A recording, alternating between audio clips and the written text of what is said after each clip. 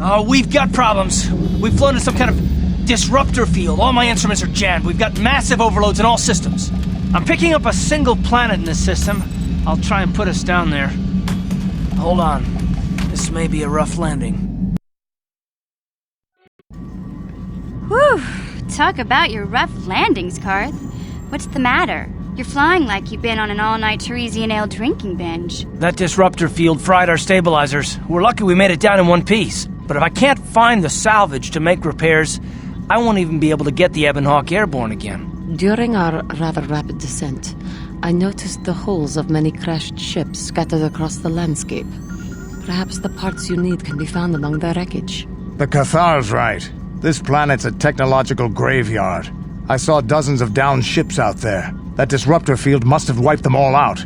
But where could it be coming from? Even if we get the stabilizers fixed, we have to find and disable the source of that disruptor field before we can take off. Otherwise, we'll just end up crashing again.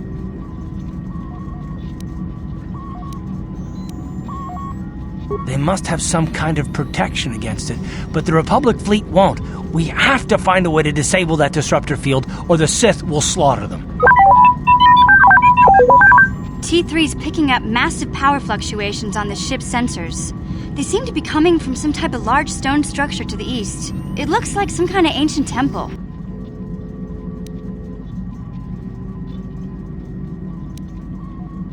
We haven't forgotten about her, but we can't do her much good stuck down here.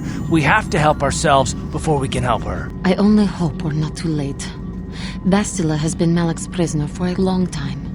If he can turn her to the dark side, she will join him and the Sith will be invincible.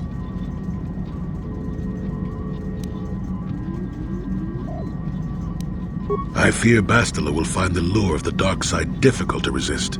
She is strong in the Force, but she's also impulsive, willful, and proud, as you once were, Revan.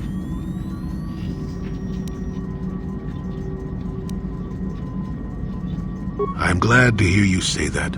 Now that you know your true identity, I was afraid you might slip back over to the dark side. If Bastila feels as you do, there may yet be hope for her. Well, if Bastila's on the Starforge like you think, Jolie, then we can't rescue her until we disable that disruptor field. The sooner we investigate that temple to the east, the better. We can probably find the wreckage of a downed ship along the way. And if we're lucky, we can salvage some stabilizers from it to get off this planet. I hope everything works out as smooth as you make it sound, Karth. Well, so do I, Mission. So do I. Yes, what's on your mind? I don't really know much about this place. Sorry. You got it. Statement. HK. As you desire, Master. Signing off.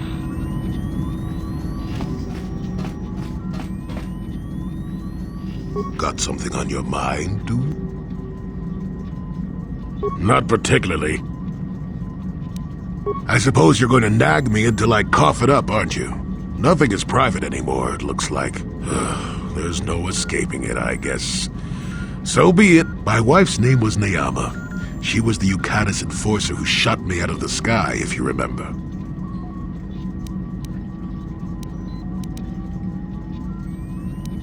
Bah, you got ears that work, don't you? I was a smuggler, way back. I got shot down once over Yukatis. That story, yes. My wife had plenty to do with the war. Upon meeting her, I knew right away that she was strong in the Force. That's why she was able to shoot me down. Neyama was a marvel of a woman. Fiery, determined, smart.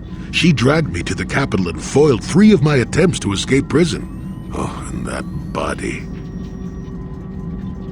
Well, yes, that. Needless to say, I eventually won her over. That was after I kidnapped her upon being broken out of the Yukatis prison, mind you.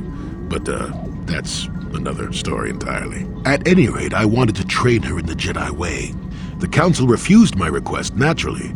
I was still a Padawan at the time. I was an experienced Padawan, surely, but not yet ready to be a full Jedi, and certainly not ready to train another, especially not one so old as my wife. I did. I wasn't the first, and I won't be the last. The problem with self-righteous folk is they think they're more right than everyone else. I believed in her and trained her in secret. I ignored her willful nature. I loved her too much to see fault in her, and she loved me too. I know she did. At the time, our love was a shared bliss, better than anything I had known before or since. XR Kun is what happened. Neyama was inspired by XR's promises of a new golden age. She wanted to join him. She came to me, pleading with me to throw aside what she called the decrepit trappings of the Jedi, to join her in XR's war. I hadn't thought so, not right then. I was too proud to believe that of her. I had trained her myself. I loved her. I pleaded with her to reconsider, to think about all that she was throwing away, to think about what she would become. She would have none of it. Finally, in frustration, she attacked me. She drew her lightsaber and attempted to strike me down. It was a scene being repeated everywhere throughout the galaxy. Pupil against master. In my case, it was a long and terrible battle, but I defeated her. No, I had her at my mercy, disarmed and defenseless. She looked up at me and she knew I couldn't do it.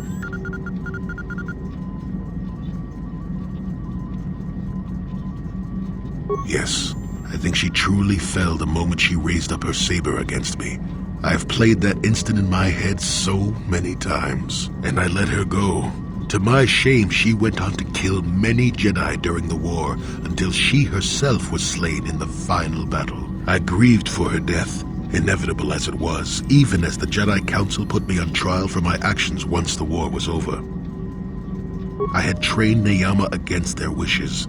I had failed to kill her when I had the chance, and she went on to kill others. Not to mention that I had remained a Padawan throughout the war.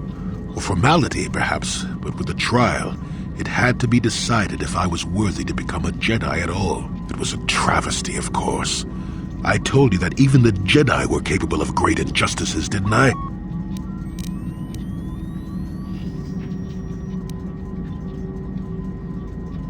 Not at all. They found me innocent, even though I deserved every punishment and more.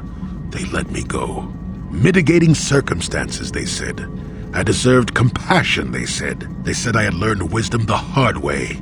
For all I had done during the war, they wished to raise me to full Jedi status at long last. That was when the Jedi left me. That was when they failed me.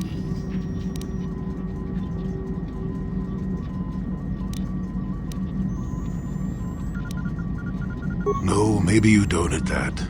They may have been able to forgive me. I could never forgive myself. Yes, I do, I suppose.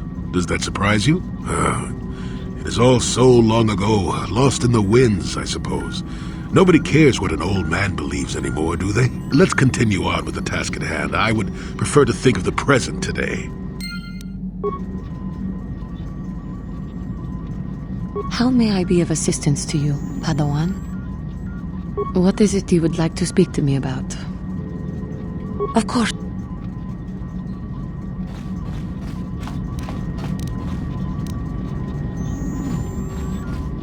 Hey, where you going? We can't leave the planet yet. Remember those wrecked ships we saw? We need to salvage some new stabilizers, or the Ebon Hawk won't...